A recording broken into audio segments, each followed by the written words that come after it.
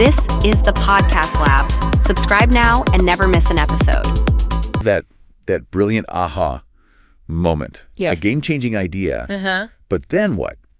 Turning that initial spark of inspiration into something real. Right. That's the tricky part. Yeah.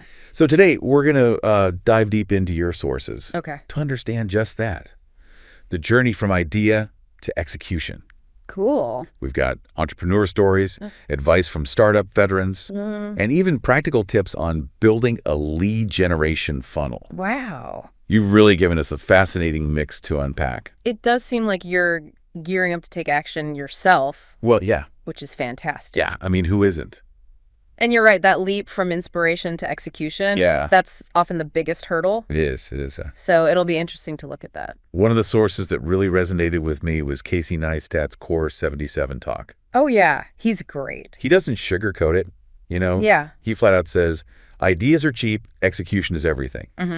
But I think it's worth digging into why execution is so crucial. Like, what's going on there? Yeah, what makes it so important? Yeah. Execution is where the rubber meets the road, right? Yeah. It's about navigating the messy reality of bringing an idea to life, dealing with unexpected challenges. Oh, for sure. And constantly adapting. Yeah. It's about turning a vision into a series of concrete steps. Neistat actually illustrates this perfectly with a story about getting a ticket for riding his bike outside the bike lane in New York City. Oh, right. Yeah.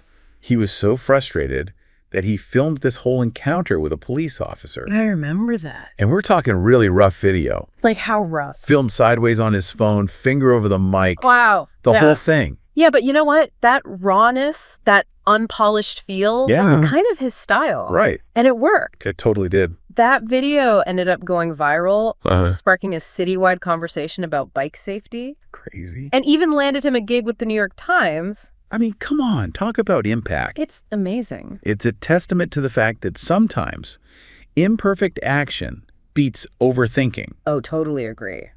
Just getting started is often half the battle. It really is. That first step's always the hardest, right? Absolutely. This actually connects nicely with the advice from Faster Capital. Okay, how so? Well, they emphasize the importance of brainstorming, of course. Right. But they caution against getting bogged down in endless analysis paralysis. Oh, that makes sense, yeah. Sometimes you just need to pick a direction and start moving. You know, I think a lot of people struggle with that. It's easy to get stuck in that overthinking loop. Totally. So we've got Neistat taking action, even if it's a little rough around the edges, and Faster Capital urging us not to overthink it. Yeah. But how does this play out in the real world with a company trying to gain traction? Well, look no further than the early days of Airbnb. Oh, yeah. What happened? They faced a ton of challenges. From trying to get traction in what Joe Gebbia, one of the co-founders, called the Midwest of analytics. Okay, so not exactly Silicon Valley. Right. Got it. To racking up serious credit card debt. Oh, wow. Just to stay afloat. So a real bootstrapping story. Oh, yeah. Huh, that's interesting. It's a story of sheer grit and perseverance. It takes a lot of guts to push through like that. It really does. Their journey highlights this crucial balance, you know? Yeah. The importance of pushing through those initial hurdles while also being flexible enough to adapt along the way. So you got to be tough, but also open to change. Exactly. Faster Capital actually echoes this idea, stressing the need to constantly monitor your progress and adjust your approach based on feedback and results. I mean, that makes sense. It's about having a clear vision, but also being willing to pivot when necessary. Yeah. So vision and flexibility. Got it. That's the key. All right. So taking action and being adaptable is key. But what about choosing the right ideas to execute on in the first place? Oh, that's huge. It can't just be any random idea that pops into your head, right? Right. And that's where things get even more interesting. Okay. I'm intrigued. The Y Combinator Startup School video talks about the common trap of creating a solution in search of a problem. Okay, meaning what exactly? In other words, starting with a solution and then trying to find a problem to fit it. Oh, I see, rather than the other way around. Exactly. Okay, so you got to find the problem first. Right. It's easy to fall into that trap. Oh, yeah, for sure. They give the classic example of the app to help friends meet up idea. Right, right. It sounds great in theory, like everyone wants an easier way to coordinate with friends, but no one has been able to create a truly successful app that solves this problem. It's one of those things that seems so simple. It does. But is surprisingly difficult to get right. And this leads to another concept from YC that I think is really insightful. Okay, what's that? Idea spaces. Idea spaces. Interesting. They point out that some spaces, like fintech infrastructure or enterprise size, are statistically more likely to produce billion-dollar companies. Hold on, can we unpack that a bit? Yeah, of course. For those of us who aren't familiar with startup jargon, Right. what exactly is an idea space?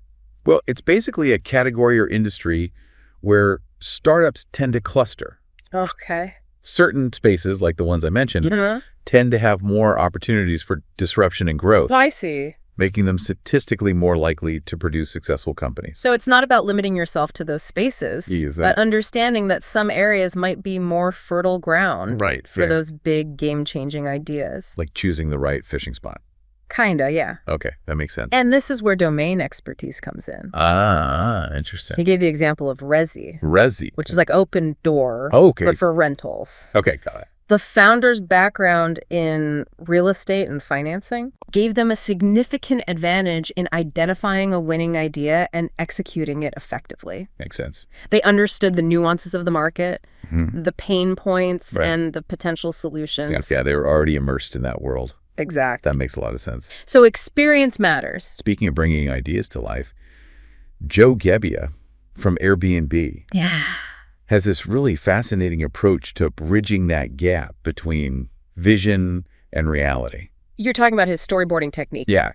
He talks about how Airbnb storyboards their entire customer journey. Interesting. From the moment someone starts searching for a place to stay, all the way through to the actual experience of staying in an Airbnb. Wow, so the whole thing. It's about turning a vision into a series of tangible moments. It's a great way to foster empathy and alignment across the company. Definitely. Everyone can see the customer's journey laid out step by step, which helps them understand the big picture and how their individual roles contribute to the overall experience.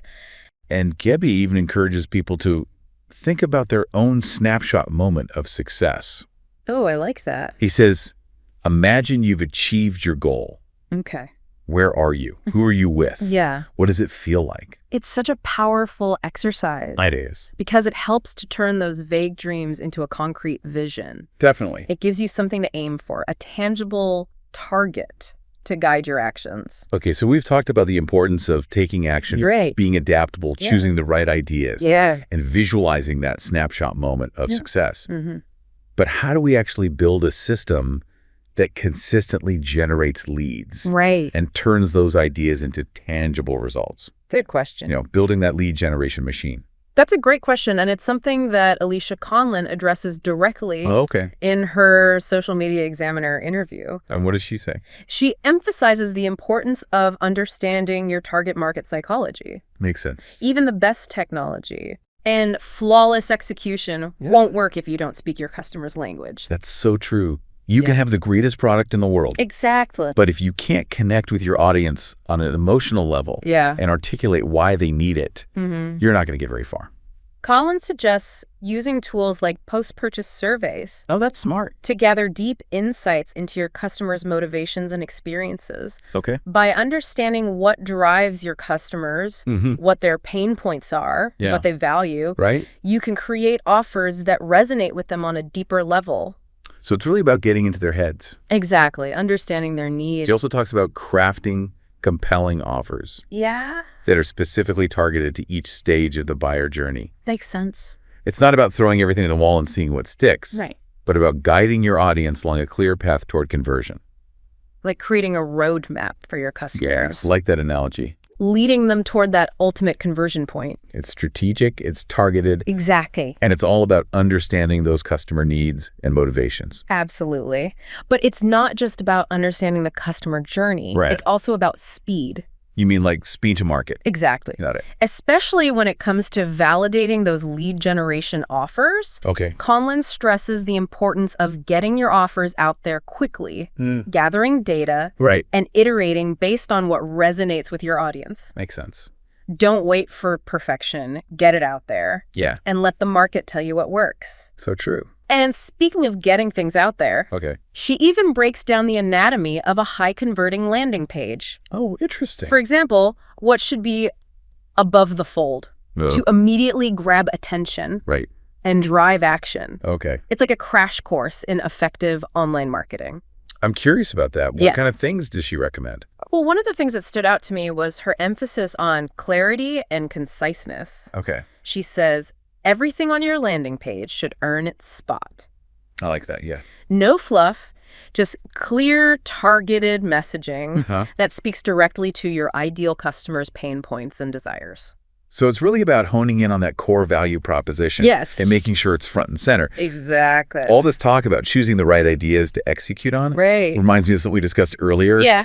Those common mistakes highlighted in the Y Combinator video. Oh, yeah. The tar pit ideas, as they call them. Right. The ones that seem promising, but can easily become resource drains. Totally. Like that classic app to help friends meet up example. That's a good one, yeah. Seems simple. It does. But it's deceptively difficult to pull off. And, it's interesting to connect that back to Casey Neistat's experience with his production company. Okay. He was successful, winning awards and everything, but he felt like the process itself was sucking the life out of him. Oh, wow. Stifling his creativity. So even when you're achieving external markers of success, it's important to make sure that the work itself aligns with your passions and values. It's a reminder that true success often lies in finding that sweet spot where passion meets practicality. Right. Choosing ideas that not only have potential, but also fuel your fire, not extinguish it. Which brings us back to Jebbia's snapshot moment exercise. Oh, that's good. Envisioning not just what success looks like, but what it feels like, what it means to you on a deeper level. And using that vision as a compass to guide your actions step by step. So much of this is about connecting with your own internal motivation. I think that's key. Understanding what truly drives you. And making sure your actions are aligned with those deeper values. Totally agree. And, one thing that struck me as we were diving into these sources is the emphasis on structure and frameworks. Oh, interesting. We talked about the customer journey as a roadmap and how Conlin breaks down the elements of a high-converting landing page. Right.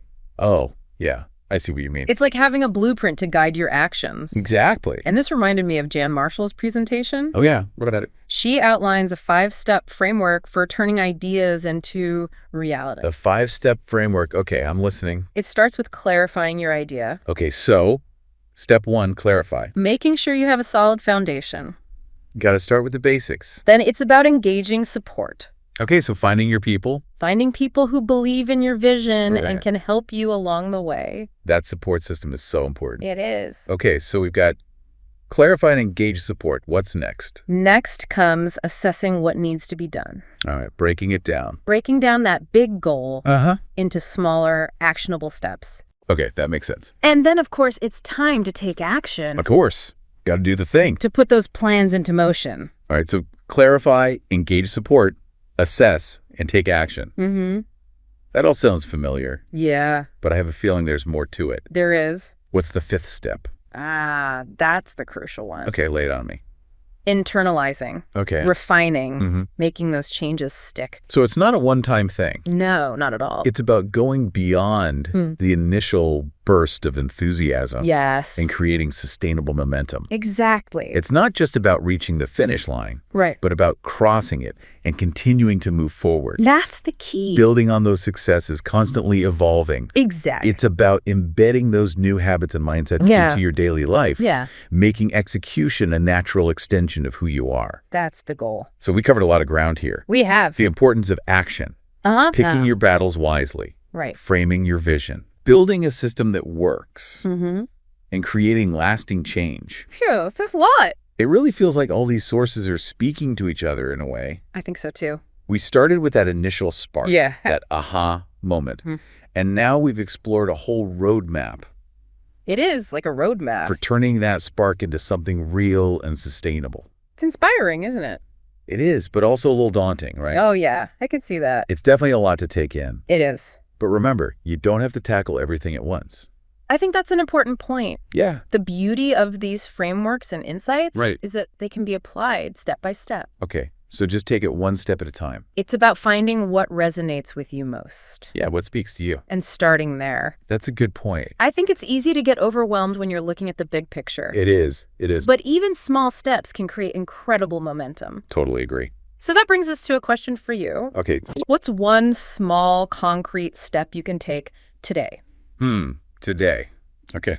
Based on all that we've discussed? Right. To move yourself closer to that snapshot moment we talked about earlier? Oh, I love that question. It's a good one. Right. It forces you to think about action. It does. It's not about having all the answers right now. Nope. But about identifying that next step. Yeah. That one action that will propel you forward. And it could be anything, really. It could be making a note, scheduling a meeting, sketching out your vision, or even just sending an email. Exactly. It doesn't have to be a grand gesture. It really doesn't. Sometimes the smallest actions can have the biggest impact. I think that's what we've learned today. Right. Ideas are cheap, but execution is everything. That's the key takeaway. So what will your first step be? That's something for you to think about out there. Yeah, give it some thought. And we hope this deep dive has given you the tools and inspiration. Yeah, the tools and the inspiration. To take that next step. Yeah, to get out there and make it happen. Thanks for joining us, and happy diving.